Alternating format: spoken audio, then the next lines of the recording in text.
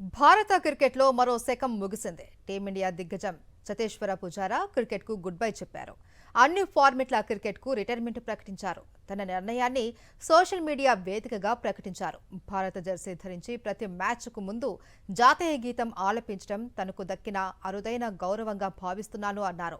తనకు మద్దతుగా నిలిచిన బీసీసీఐ, సౌరాష్ట్ర క్రికెట్ అసోసియేషన్కు కృతజ్ఞతలు తెలియజేశారు. అభిమానుల ప్రేమాభిమానాలకు ఎల్లప్పుడూ రుణపడి ఉంటాను అని తెలిపారు. రాజ్కోట్ అనే చిన్న పట్టణం నుంచి వచ్చిన తనకు భారత క్రికెట్ ఎంతో ఇచ్చిందన్నారు చతేశ్వర పుజారా. అటు పుజారా రిటైర్మెంట్ ప్రకటించడంపై వైఎస్ఆర్సీపీ అధినేత వైఎస్ జగన్ ఎక్స్ వేదికగా స్పందించారు.